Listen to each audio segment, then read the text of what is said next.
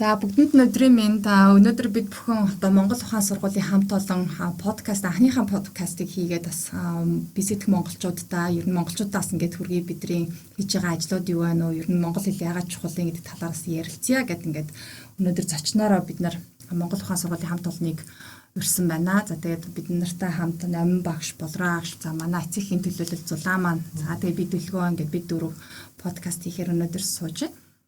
За тэгээ хамгийн түрүүнд бас Монгол Ухаан сургуулийн талаар одоо мэдээлэл өгнө үү? Тэгээ товчгоо мэдээлэл өгнөгээ Болроо агшаага энэ талаар яриач гэж хүсье. За Монгол Ухаан сургууль нь Ванкуверт 2017 онд анхны хичээлээ нээжсэн. За тэгэд анхны хичээл минь бол тэр номын санд эхэлж байлаа. Хичээлийн байргүй. За тэгэд 17 оноос хойш жил болгон нэг 20 гаруй сурагчтай хичээлсээр ирсэн. За тэгээ анхны 2-3 жилдээ бол бид нар зөвхөн монгол хэлний анхан болон дундчтны ангиудтайгаа явж байгаад тэгээ өөрсдийнхээ саналаар одоо Playing to Learn гэд тоглонгоо одоо суруул гэсэн хүүхдүүдийг 3-5 насны хүүхдүүдийг бас тоглоомын ангидаа нээж авч эхэлсэн. Тэгээ тэрнээс гадна бас бид нар хүүхдүүдэд шатрын анги тухайн эхний жилүүдэд ажиллаж байсан шатар хичээлийн дараа нэг цагаар дандаа заадаг байсан. За ингээд явж байгаа. Тэгээ сүүлдээ Нөтнөнгөөс болохоор бүжгийн бас гимнастикийн ангид бас бид нар нэмж явуулж үзсэн. За тэгээд хамгийн гол нь болохоор бид нар яг энэ хичээлийг сургууль ингээд явуулахад бол нэг амаргүй одоо санхүүгийн талаар асуудал гарч ирнэ, байрны талаар асуудал гарч ирнэ. Тэгээд тэр болгоныг бид нар одоо багш нар одоо энэ монголчуудын холбоо маань ингээд хамтраад ингээд бүх зүйлийг зохицуулаад явсаар ирсэн. Тэг хамгийн гол бидний зорилго бол ингээд таслахгүй явуулъя. Энд байгаа монголчуудаа одоо ийм монгол сургууль байгаа шүү гэдгийг байнга мэдрүүлжийа. Тэгээд өсөнч бай өгөөгүй ч бай бас нэг сэтгэлд нь үеиг одоо монгол хүүхд сургууль байгаа юм чинь бас хүүхдээ өгчин гэсэн бас нэг итгэлтэй, хүлээлттэй байх юм болов уу гэж одоо бид нэр ингээд таслахгүй жил болгон явуулаад ирлээ. 8 жил одоо ингээд Монгол Ухаан сургууль маань үйл ажиллагаагаа ер нь явуулж байна гэж. За тэгвэл хэдүүлээ яагаад ер нь монгол хэлээс сурах хэрэгтэй юм бэ те? Одоо BC Монгол одоо Mongolians гэдэг одоо энд байгаа монголчууд маань хүүхдүүдэд өгдөг те энэ сургууль. Тэр гол зорилго нь бол одоо их хэлээ мартуулахгүй байх, их хэлээ улам хөгжүүлэх гэсэн сонирхолтоос гадна бас монгол community, монгол хэл ёс заншилтаа ингээд хүүхдүүдэд сургая гэдэг эцэгчүүд маань хүүхдүүдэд одоо сургадаг байгаа. Хэдүүлээ хэл яагаад чухал юм бэ? Яагаад монгол хэлж сурах нь чухал юм бэ гэдэг энэ асуултан дээр бас ярилцъя гэж бодлоо. За гадаадд байгаа монголчууд ялангуяа гадаадд өсөж байгаа одоо эцэг эхээ дагаад ирсэн эсвэл одоо энд гадаадд төрсэн энэ хүүхдүүдэд их хэллээрээ хэлд орох нь бүр хамгийн чухал. Яагаад гэвэл энэ маань нөгөө тархины хөгжил, сэтгэхүй, тэгээ хүүхдийн өөрийнх нь хөгжилд маш чухал нөлөө үзүүлдэг. Тийм. Нөгөө төгөөр бид нар бол одоо монгол хүн гэдгээрээ тэгээ монгол хүн шүү, удам угсаа чинь монгол шүү гэдгийг одоо таньж мэдэх тэр талаараа бас үн цэнтэй зүйл болоо гэж бодож байна. За тэгээд энэ гадаадын нийгэмд одоо энэ жишээл ингээ Канадад хүүхдүүд Монголоос хүрээд ирлээ. Гэтэл ингээ сургуульд оронгууд одоо ангийнх нь хүүхдүүд өөр олон орнуудаас ирсэн, Энтгэгч бай, Филиппинч бай. Тийм ээ одоо Канад гэл олон орны хүүхдүүд хүрээд ирнэ. Гэтэл нөгөө монгол хүүхд маань хэрвээ бид нэр ингээ монгол хэлээ зааж сурахгүй хэлж ярихгүй байгаад байх юм бол би одоо хин юм бэ гэдэг дээр бас эргэлзэж эхэлнэ. Тэгээ тийм учраас энэ Монгол улс гэж байдаг. Бид нар ч монгол хүмүүс шүү. Монгол хэл гэж ийм хэл байдаг шүү. Тэгээ хэлэн дээр үндэслээд одоо түүхэн, уран зохиолон, соёл зан заншлаа хүүхдүүдэд танилцуулах нь чухлаа гэдэг дээр бид нар анхаарч ажилладаг. Одоо зурийнхаа судалгаагаар харахаар тийм юм байл л дээ. Ер нь хүүхэд айл болох одоо бага наснаасаа эхэлж одоо англиар бол bilingual гэж байна. Хоёр хэлтэй бол тий одоо гурван хэлтэй бол бараг trilingual гэж хэлээд байгаа шүү байна тий. Ингээд bilingual буюу хоёр хэлтэй болж хөгжих нь ихлэ бага наснаасаа тавигдах нь чухал юм а гэдэг нь одоо судалгаагаар нотлогдсон. Яагаад вэ гэхээр тэр судалгаан дээр дурдахтаа хүүхдүүд ингээд бага наснаасаа эхлээд тархин нь бол тэр өөр төрлийн хэлнүүдийг бол ингээд naturally буюу ингээд ерөөсөө л ингээд өөрийнх нь унган хэл юм шиг ингээд хүлээж авах тэр чадвар өндөртэй байдаг. Том хүмүүс бид нар чинь хэл сурахтаа хэцүү байдаг шүү дээ. Дүрмийн яаж хэлэх юм, яаж бүтцэн ямар ах ингээд айгүй олон юмыг бодож ингээд сурах гэдэг болвол хүүхдүүд эсэргээрээ тэр нь ерөөсөө л байгалийн юм хөдөл юм шигээр хүлээж аваад тэрийг ингээд сурч яддаг. Тийм учраас нөгөө багасаа суралцах нь бол илүү хурдан органик байдлаар суралцахаас илүү нөгөө талаасаа бол тэр хэлний одоо нөгөө яаж зөв дуудагдж байгаа, яаж бүтцэн зөв байгаа мэй гэдгийг ингээд хүлээж авах өндөр чадвартай байдгаа гэдэг ийм судалгааг бас харж ирсэн.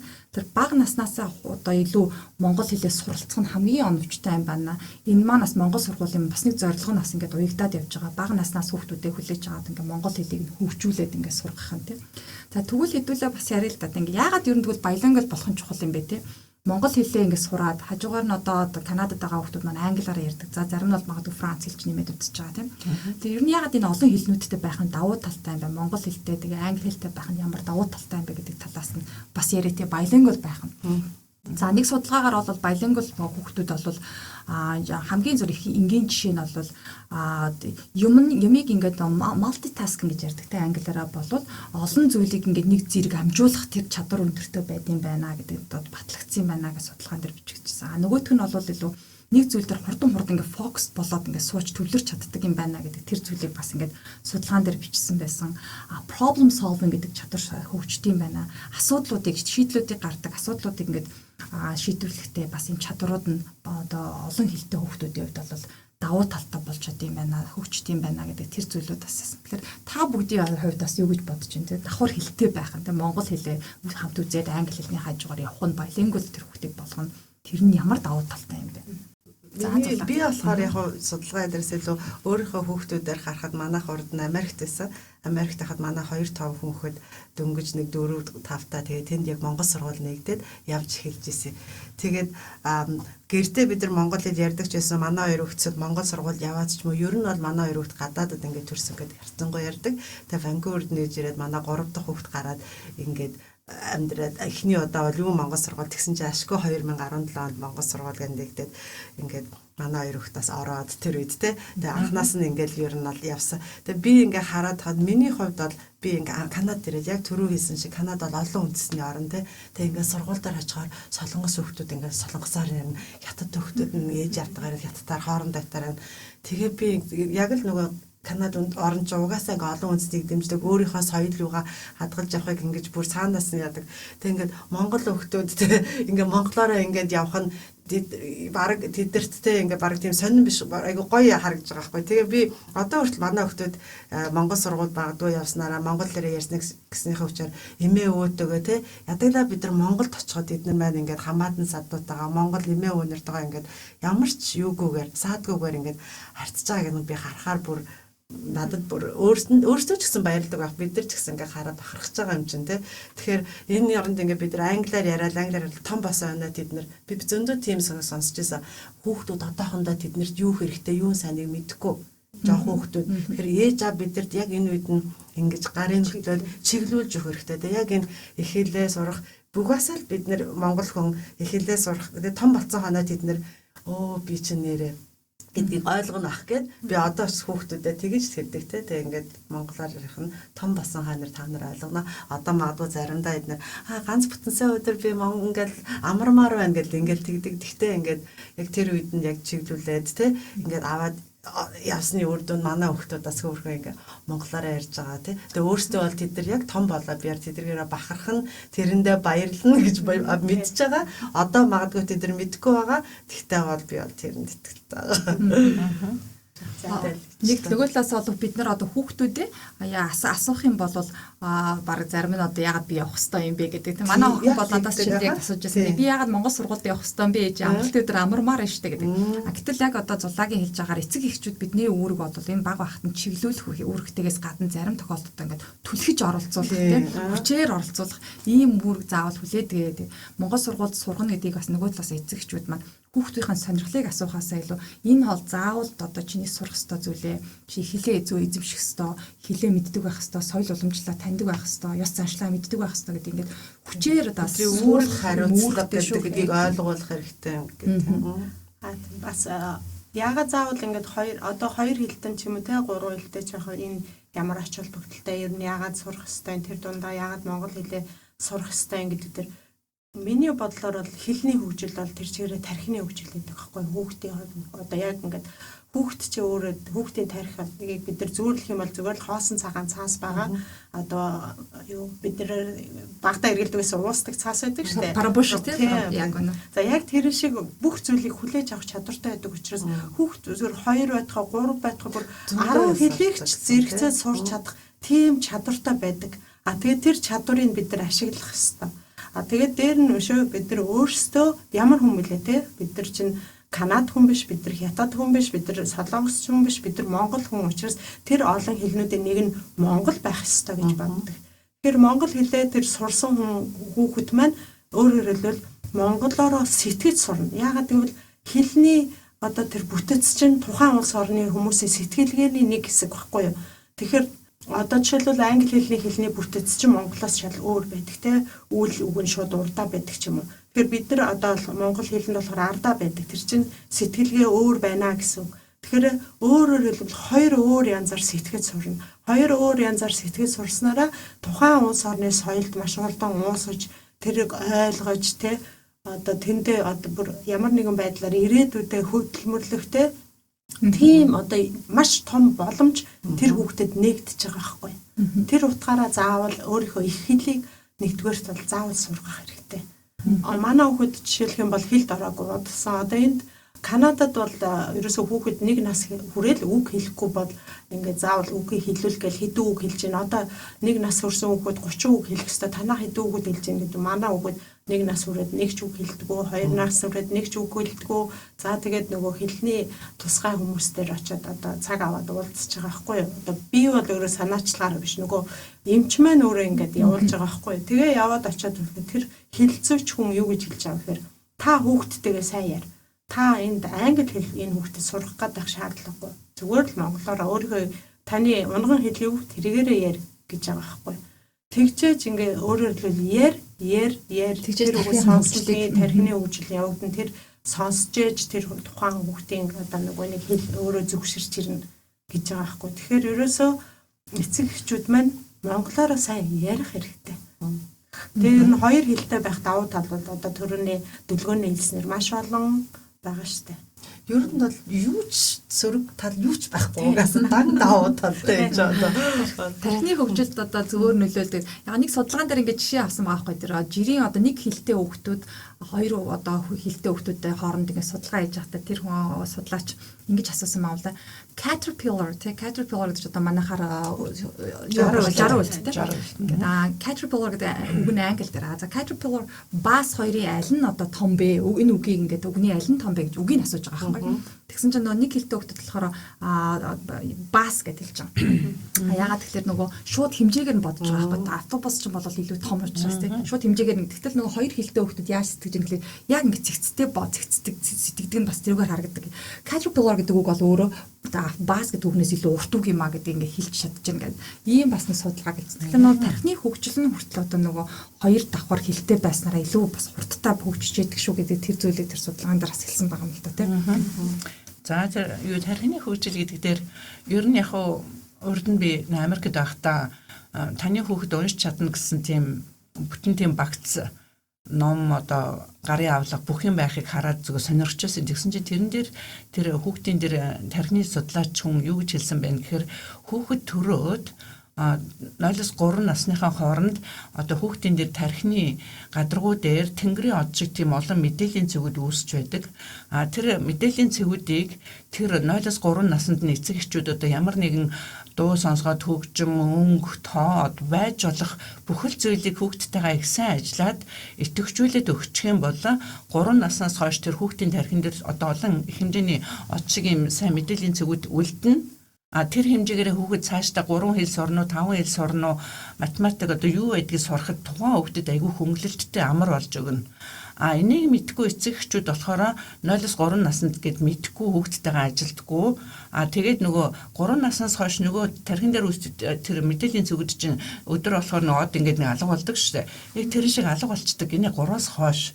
Тэгэхээр энийг эцэг эхчүүд айгүй сайн мэдэж хүүхдээ 0-3 насн дээр нь сайн ажиллаж байгаарай гэдгийг би бас энэ завшааныг ашиглаад хэлээд авъя. Би дандаа хэлхийсэн гэж бодоод явдаг аахгүй юу. Ингээд нөгөө юу тархин дээр нь тэр олон тэр тэнгэрийн очих гоё мэдээллийн цэгүүд нь үүссэн тогтцсон хүүхэд чинь цаашдаа юм сурахтаа, үг сурахтаа, одоо хідэн хэл сурахтаа айгүй амар байдаг. Тэгээ энийг би яг энэ Ванкуверийн нэг сургуулийн багшаас сонсчихсан. Хүүхэд нь ингээ хичээлийн үнэхээр хичээгээд сурч чадахгүй байгаа хүүхдүүд олон байна. Энэ одоо эцэг хэд айгүй хэцүү ачаалал болж ирдэг гэд тэрийг би тэр багшаас зүг сонсчихсан. Тэгэхээр тэр хүүхэд яагаад сурч чадахгүй юм гэхээр магадгүй одоо багасаа их юм хийсэнгүү эсвэл магадгүй багасаа тэр тэнгэрийн очиг олон зүйлийг идэвхжүүлж өгч чадсангүй. Тэгээ тэр нь байхгүй юм чинь тухайн хүүхэд зайлуул хичээ сурыг гэдэг тэр нь ингээд нөгөө суур ингээд тогтохгүй байгаа учраас бас тэр нь нөлөөлдөг гэж магадгүй гэж би бодчихсон. Тэгэхээр тэр суурийг бас 0-3 наснд нь аюулсан тавьж өгөөрэй гэдгийг хэлжээ. За тэгэнгүүт одоо ер нь бол хүүхэд хэлийг Монгол хэлийг сурна гэдэг чинь нөгөө Монгол сэтгэлгээг хөгжүүлнэ гэдэг. Монгол сэтгэлгээ гэдэг чинь одоо зам заншил, соёл төв гэдэг бүх юмараа бас өөр байгаа шүү дээ. Монгол хүн ямар нэгэн юмыг бодох харах нэг өөр, манай тэр зам заншлыг гадаадын харах нэг өөр тий. Жишээлбэл одоо хонь гаргана гэх юм бол яг Монголда байсан хүмүүс үл тэр бид нар хоолундаа бэлтэж байгаа гэд ойлгоод ингээд ойлгно шүү дээ. Энэ хоньыг ингээд гаргах хэрэгтэй, идэх хэрэгтэй гэд. Гэтэл тэр гадаадын жуулчин бид зүг сонсч байсан хонь гаргана гэсэн чинь аминдаа уг нь Монгол хүнийхэн заншлаар бол цовчин ирлээгээд амар хүндэтгэл үзүүлээл хонь гаргалтай айлдаг шүү тэгчин л гэж ойлгосон байна л да. Гэтэл нөгөө хүнд гэрийнхэн хоон очсон уйлцсан суучихсан гэсэн. Тэг яасан гэсэн чи энэ малыг ингээд хоньыг нэг гаргаж ингээ уйлцсан жишээ нэ. Тэгэхээр иймэрхүү тийм сэтгэлгээний Монгол сэтгэлгээ суулгаж өгнө гэдэг чинь Монгол хэлээ заах тэр Монгол хүмүүсийн юу гэж ойлгодгоо тийм ээ. Тэгээд энэ болгоныг ингээд одоо үлгэрээрч бай. Ингээд бүх зүйлээрээ ингээд яриад зааж өгөх нь айгүй чухал юм аа. Тэгээ Монгол хэл заана гэдэг чинь 35 үсэг байна тийм ээ. 35 үсгийг чинь одоо дарамлаар нь бичмлэр нь томоор нь жижигээр нь ингээд нэг үсгийг 4 янзаар заана гэдэг чинь айгүйх ажил аахгүй юу. Тэгээ энийг одоо манай Монгол сургууль Монголд бол одоо нэг үсгийг 8 цаг заадаг. Бид нар 1 цаг заадаг. Энэ их ялгаатай. Тэгэхээр манай Монгол сургууль маань бүтэн сойд нэг цугулдаг. Тэрэндээ 2 цаг байдаг. 2 цаг дээр 2 үсэг заагаад явуулдаг. Тэгээд байхад яг хүүхдүүд маань эцэг эхчүүд маань өөрсдөө сайн ажилдаг учраас жилийн эцэст бол хамгийн хурдан их уншиж байгаа нь 50 үг уншаад дуусчихсан. Бага уншиж байгаа нь 20 үг уншаад дуусчихсан. Тэгэхээр хүүхдүүд бол хэдийгээр 1 цаг сурж байгаа ч гэсэн гэртээ очиод юм сайн хийгэрэй гэдэг эцэг эхчүүд нь үнэхээр хүүхдтэйгээ ажиллах юм бол хэлээ бас ямар ч юусэн сураад авдаг шүү. Энд бол итгээрэй гэж эцэг эхчүүдэд хэлмээр байна. Бас нэг яг одоо ээж хүний хувьд ингээ харах яг одоо зулаа хэсгээд үлдэж байна л да. Нөгөө Канада гэдэг улс чинь өөрөө нэг олон үндэсний одоо олон талаас ирсэн, олон улсаас ирсэн хүмүүс байдаг. Тэгээ энэ дунд ингээд үндэстнэрээ бахархна гэдэг чинь өөрөө бас айгүй тийм гоё одоо зүйлээд тий. Бид нар монгол хүн гэдэг ингээ хэлэхээр Канада хаан ч гэсэн монголчууд ялангуяа цөөхөн учраас ямар ч Канада хүнтэй таарсан, ямар ч хүнтэй хөөх монгол юм уу гэж ингэж хүлээж авч яадаг тий дандаа. Нөгөө талаас бид нар ч бас монгол хэлтэй хүмүүс яаж яах вэ? Хүүхдүүд маань монголоор ярьдаг учраас бид нар кодлж ярьж тий. Хэлж болохгүй, ярьж болохгүй юм одоо бас монголоор одоо нөгөө англи хүн гадаадаар ярьдаг хүмүүсийн хажуу за энийг монголоор хэл. Чи яагаад дургүй байгаа надад монголоор хэлээд их гэдэг ч юм. Ингээд бид нар бас ингээ код болгож бас ашиглаж байдаг тийм.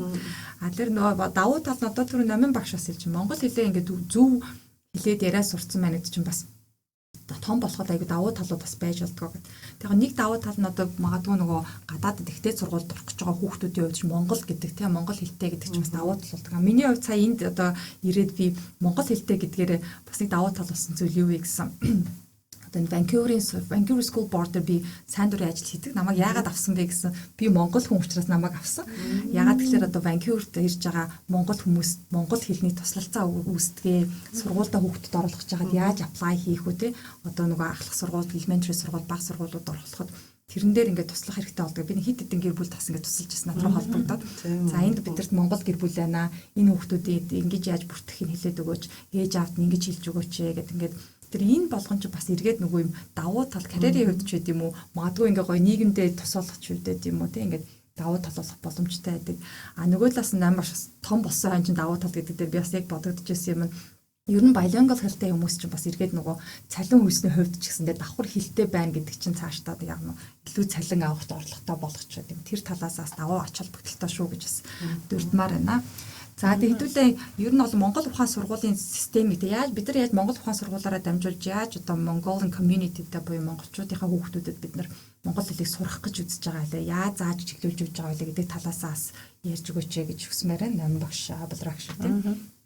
За манай Монгол сургууль нь одоо 3 ангиар 3 төвшөнд хичээлж байна. За тэгээд монгол хэлээ дөнгөж өсгийн анги гэж байдаг.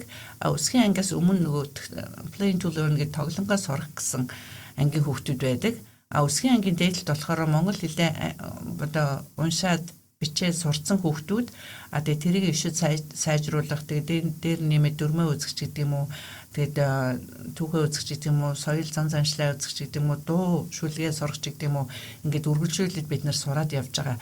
Тэгэхээр энэ Монгол Ухаан сургууль тэгээд ерөнхийдөө ганцхан манай энэ Ванкуверийн сургуульч биш гадаад хэлийн чандад байгаа Монгол сургуулиуд гэж зөндөх байгаа. Манай Монгол сургуулийн санаа яаж гарсан гэхээр анх бол тэр Америкийн гэр төвгээд Калифорни, Сан Франциско орчимд байдаг. Бас Германд бас Солонгос сургууль нэгдэжсэн. Тэгээ миний оюутан байхдаа хамт Монголд ажиллаж байсан найзууд минь тэр сургуулиудыг нээсэн. Тэгээ би тэднэртэй ярьж байгаа. Ерөнхийдөө яадаг гэдгийг сонсож байгаа. Тэгээд одоо Солонгос их гэл ингээ олон. Тэгэд энэ болгон сургуулиуд нэгдээд гадаад байгаа Монгол сургуулиуд гэсэн бас нэг группэд нэгдсэн байдаг. Тэгээ тэрүүгээрээ дамжуулаад бид нар үйл ажиллагаа бас хин нэгнээс яаж нэгж гэдгийг сурч сонсч байдаг. Яг Монголын засгийн газраас биднэрт юу хийсэн бэ гэхээр хэлийн чандад байгаа монгол хүүхдүүдэд монгол хэл заах хөтөлбөрийг гаргаж өгсөн.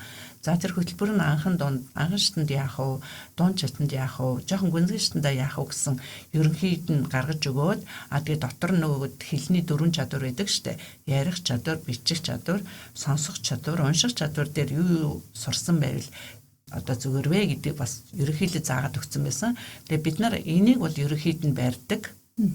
Тэгэл одоо өөрсдөө байгаа гарын авлага одоо ном сурагчиг юу байдгийг тэрийг ашиглаад тэгэл хамгаалалаар зааж байна. Манай одоо хүүхэд бол Монгол үсэг үзэх, монголоор уншиж сурахыг бол одоо Монгол Ухаан сургуулиас суралцсан.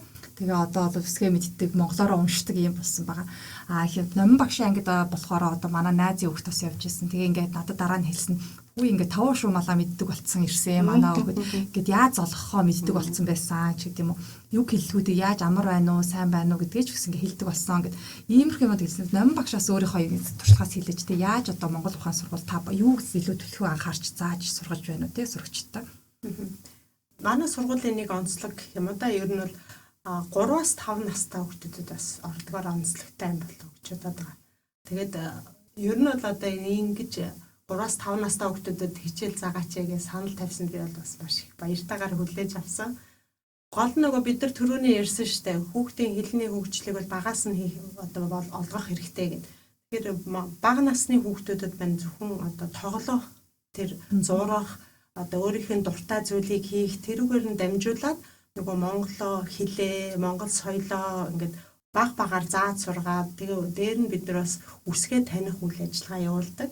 Тэгээд үсгээ зөвхөн бид нар бичихгүй, уншихгүй зөвхөн энийг А гэдэг, энэ үсгийг Б гэдэг үсэг ингээд таниад ирэхээр дараа нь ингээд үсгийн ангид ороод ирэхээр бага анги руугаа ингээд шилжээд ороод ирэхээр нөгөөд уншаад бичих сурахт нь бүр илүү амархан болоод ирдэг гэсэн үг. Тэгэхээр манай балчир анги гэж нэрлэдэг байгаа 3-5 настай хүүхдүүд маань зүгээр орж ирээд ихэвчлэн тоглодог, багштайгаа нийлээд дуулдаг, үлгээр ярьдаг, тэгээд зураг зурна, ямар нэгэн тийм одоо урлагийн одоо гар уртлалын зүйлсүүд хийдэг. Тэгээд тэрүүгээрээ дамжуулаад Монгол гэдэг одоо соёл ямар байдгийг, Монголд ямар амьтад амьдардаг, бид нар ямар амьтдын одоо 5 шуумал буюу бид нар одоо ингэж эндхийхаар бол одоо гэрийн тэжээмэл амьтан гэж хэлэхээр тийм байдалд ингэж байлгадгийг энэ одоо Канадад байгаа тэ зүйлсүүд Монголд байгаа зүйлсээр юугаар ялгаатай юм. Яг орж ирж байгаа энд төрсэн хүүхдүүд маань яадгүй гэхээр Канад сэтгэлгээгээр орж ирдэг байхгүй юу. Тэгээ тэрийг инхээр Монголд энэ зүйлсийг бид нар ингэж ашигладаг шүү гэд ингээд тайлбарлаж өгөөд тэдрийг ингээд чиглүүлэх хэрэг аягүй их гардаг бас. Тийм зүйл болно. Тийм байдлаар одоо сургалтаа явуулж байна да. За эцэгчүүдийн зүгээс бас яриа л да. Одоо ч манай хүүхэд болоод Булраа агшин тусламжтайгаар одоо уншаад сурсан, үсгээ үзсэн, одоо уншаад сурсан гэнг ярьж тэ. За зулагийн хувьд те.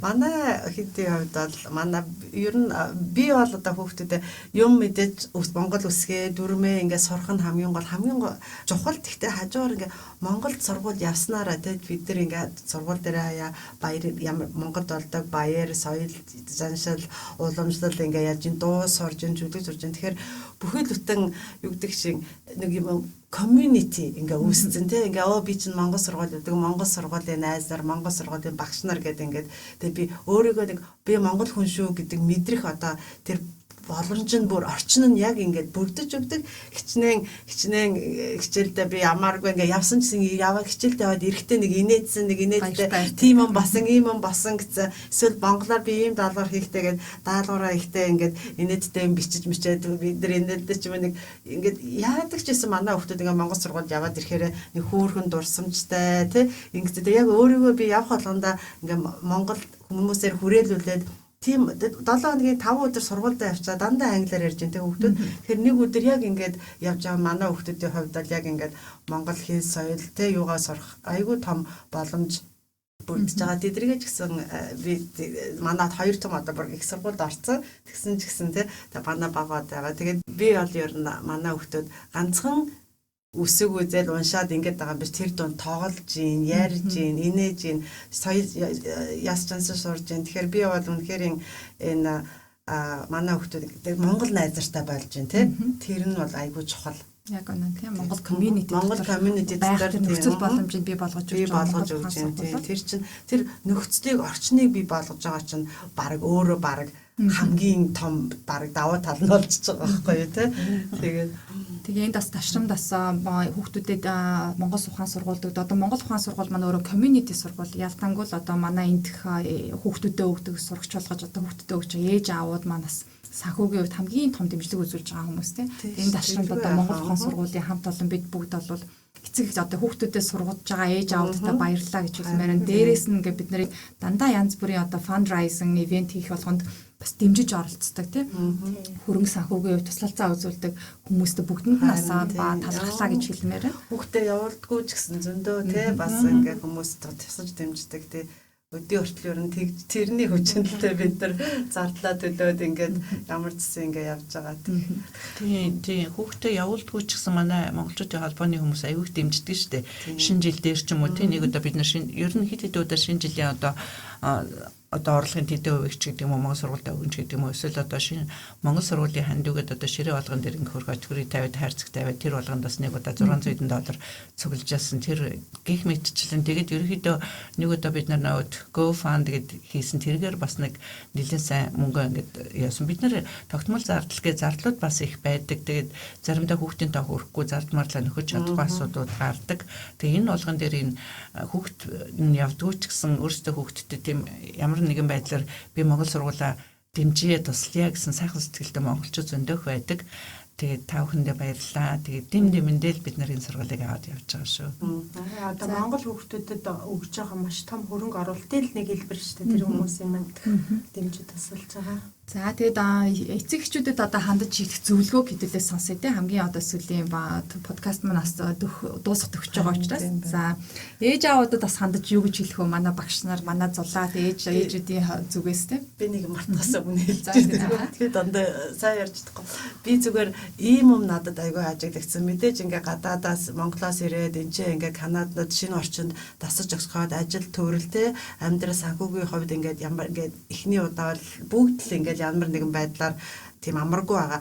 Тэгэхээр яг энэ хугацаанд ингээд ихэнх би ийм ээж аавдар миний хүүхд нэг англи хэлээр сурчвал гэх тээ англи хэл сурах жах чинь монголоор яриад яах юм англи хэлний дүү удаашран гэдэг юм уу. Эсвэл хүүхд нь ингээд хоёр хэл сурж байгаа ингээд хоёр хэл ингээд яриж байгаа гэр бүл хүүхдүүд өсгөрөө би зүгээр судалгаа биш. Гэхдээ биний зүгээр ингээд сонсноор жоох ингээд удаашрах юу хандлага байдаг гэнэ нөгөө шууд хэлд орохгүй ч юм уу ингээд нөгөө тархин жоох нь гайхдаг ч юм уу ингээд тэг тэр үед нь ээж авнараа манай хүүхдүүд болохгүй хоёр хэл ярихаар баг ингээд толгой нэргээд ойлгохгүй ингэж ингээд андуураад англиар ингээд ярьчаад байдаг гэж би тийм юм айгүй их сонсч байсан. Тэрийг одоо судалгаа бодлогоо нэр мэдгүй. Тэр яг тэр үед нь ээж авнар одоо тэр юм судалгаа уншаад яг тэр үед нь монголоор хүүхэд чинь яг эхлээд нэг юм хэцүү үе байдаг. Тэр үеийг ингээд давчингууд яс ингээд хоёр хэлээрээ ингээд ямар ч асуудалгүй ингээд яриад эхэлдэг гэж байгаа хгүй. Тэгэхээр нүүж ирсэн бол хүүхдүүдэд монгол хэлийг ч мартуулахгүй угаасаа хүүхэд англи хэл сурна.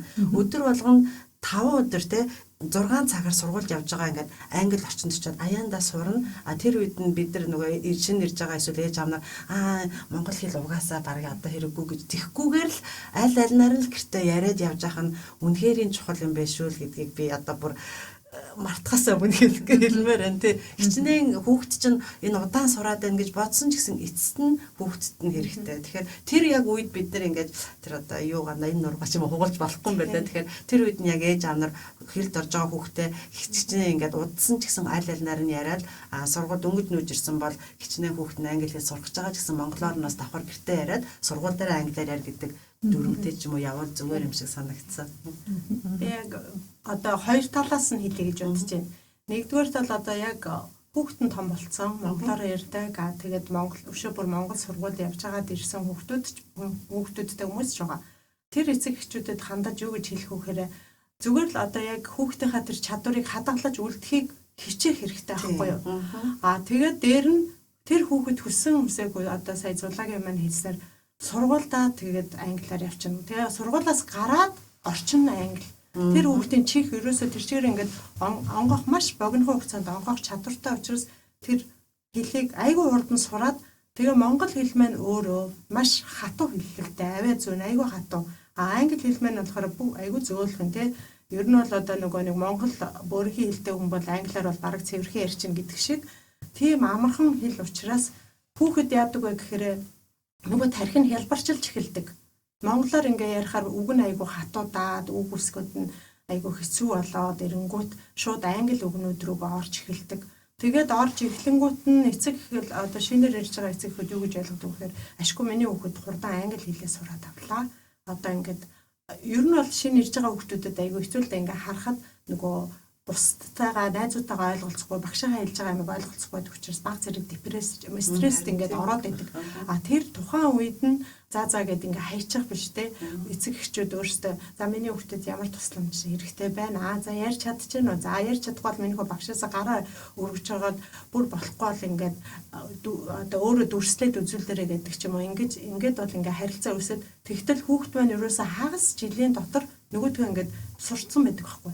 Тэр хугацаанд юу алдагдчихэдэг вэ гэхээр өнөө сайхан монгол хэл тэр чигээр алдагдаад одоо мартагдаад явж идэг. 2 жил болоход бүр хамгийн багадаа хэд одоо 2 жил болоход баг ингээд арилж хэлдэг. Монголоор ярихаа болцаал хэдэ ингээд англиар яриад ягаад гэвэл тэр хэлбарчлаад байгаа байхгүй. Тэр хүүхэд өөрөө биш тэр тархин өөрөө ингээд хэлбарчилж яриад байгаа байхгүй. Тэрийг эцэг эхчүүд яах ёстой вэ гэхээр яг тэр анх Монголд ирэхдээ тэр монголоор гэртээ ярьдаг байсан бол монголоор гэртээ яриул, монголоор ном уншдаг байсан бол тэр номыг үргэлжлүүлээд уншвал хуулан бичлэг хийлэгтэй тэгж авч үлдэх хэрэгтэй байгаа. За нөгөө тал нь юу гэхээр энд одоо төрж байгаа монгол хүүхдүүд. Энэ төрж байгаа монгол хүүхдүүдийг яаж хэлд оруулах вэ гэхээр зүгээр анхнаасаа л монгол одоо түрүү хэлсэн шүү дээ. Манай хүүхэд 2 хэл ингээд сонсоод байгаа учраас ингээд эргэлзээ хэлд орч чадахгүй байна. Ингээд байна гэж битгий бодоо. Шууд монгол хэлээр л хэлд ороод. Монголоор л яриад монгол хэлд ороод. Зүгээр би өөрөө нөгөө энд төрсэн хүүхдээ монгол хэлд оруулсныхаа туршлагыг хуваалцахад анхнаас нь монгол хэл заагаадсан байхгүй. Тэр маань юу гэж нэ гэхээр нөгөө хатуу хэллэгээ хурдан ингээд сурчхаараа нөгөө англиараа зөөлөн хэллэгтэй англиараа ярих дараагийн асуудал одоо тэрийг айгүй хурдан сурах боломжтой болчихж байгаа. Тийм учраас эцэг эхчүүд гэртээ тэр дүрмийг бол сайн баримтлаад гэртээ монголоор гэдэг дүрмээ сайн баримтлаад монгол сургуультай хүүхдүүдэд сайхан явуулаад орчныг бүрдүүлээд ингээд явах хэрэгтэй шүү. За монгол хэлээ сургаж байгаа эцэг эхчүүдэд хандаж хэлэхэд эцэг эхчүүд би яг хөө эцэгч хүүхдүүдэд ч гэсэн хичээл зааж өгдөг гэдэг юм. Хэл сурна гэдэг чинь тийм амаргүй тийм учраас одоо хэдийгээр үсгээ одоо эхний жилээс сурсан ч гэсэн ер нь бол яадахад 5 жил явж ийж тэгжээж басныг дайжгүй монгол хэлний суурьтай болно шүү гэж хэлж идэг. Тийм учраас явуулаа эхэлсэн хүүхдүүдэд бол бас үргэлжлүүлээд явуулах нь үр дүнтэй шүү. Ягаад гэвэл тэр 35 үсгийг үзээд дуусцсанаар монгол хэл дуусчаа гэсэн үг шүү дээ. Тэр чинь тэгэл үсгээ хэлчих юм бол мартчихна. Тэг гэртээ одоо бүр төлөвлөгөөтэй хүүхдүүдэд юм хэлгэж байгаа ч гэж хэлмээр байна. Өдөрт 5 үг би сурнаа гэдэг юм уу.